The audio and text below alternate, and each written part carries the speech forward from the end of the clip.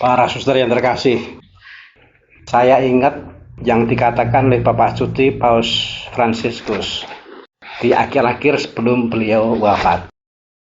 Dikatakan bahwa sekarang ini sedang terjadi pendangkalan. Maka banyak orang yang tidak merasa mendapat apa-apa di dalam menggereja, di dalam berkegiatan. Kalimat yang diungkapkan oleh Bapak Suci itu mendorong saya untuk melihat kembali bahan-bahan kuliah. Nah, antara lain saya itu merenungkan mengenai apa yang dimaksud dengan gereja sebagai sakramen. Gereja sebagai sakramen berarti harus menjadi tanda, harus menjadi sarana yang menyelamatkan.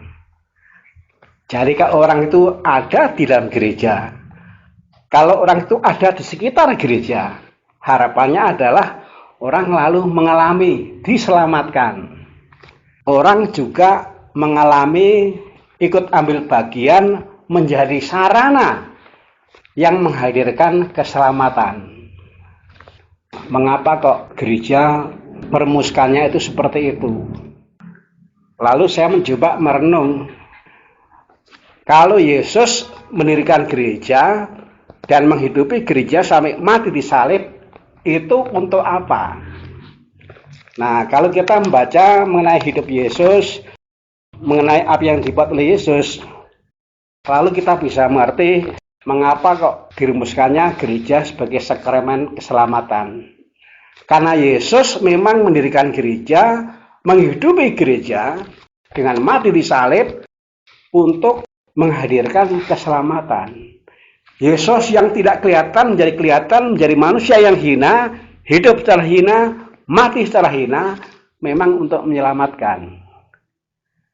Saya juga merenungkan mengenai yang dialami oleh para umat. Sambil saya merenungkan apakah memang para umat itu masih membutuhkan keselamatan. Kalau saya keliling, kalau saya merenungkan, dalam banyak hal ternyata umat masih perlu dibantu, masih perlu ditolong dalam banyak hal. Entah di dalam mendidik anak, entah itu di dalam menjalani hidup pribadi, entah itu di dalam bekerja, entah itu di dalam bersikap terhadap alam, banyak sekali. Tantangannya adalah bagaimana gereja itu kegiatannya sungguh-sungguh disiapkan dengan baik, sehingga sungguh-sungguh menghadirkan keselamatan bagi umat.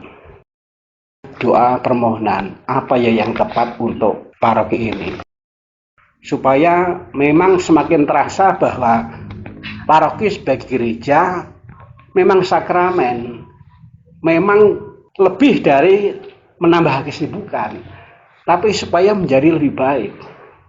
Bagaimana orang yang aktif, bagaimana orang yang berkegiatan, memang lalu hidupnya menjadi lebih baik. Pas ini sangat menghargai pendahulu. Saya tuh merenung, wah ini bagus untuk para pengganti-pengganti. Menghargai. Bagaimana menghargai? Iya. Suster nanti kalau ditanya apa kriteria yang nanti menggantikan saya, yang bisa menghargai saya.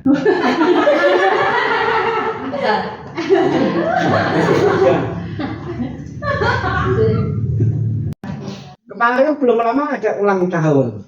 Jadi pas ini merayakan ulang tahun Laudato Si, juga melanjutkan sebagai bentuk menghargai.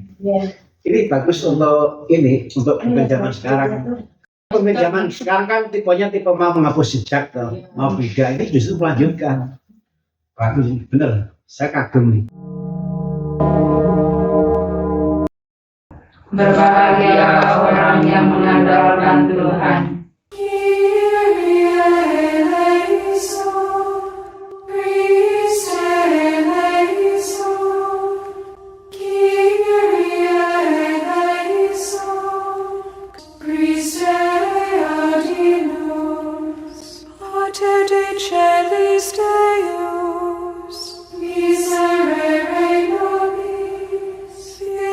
Redemptor mundi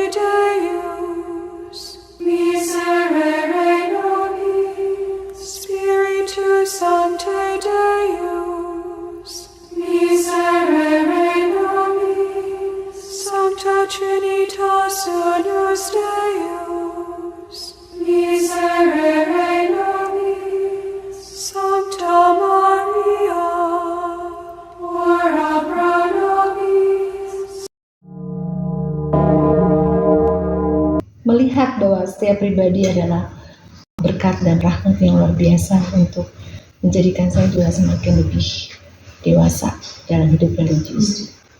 Amin. Saya melihat Tuhan punya jalan yang baik.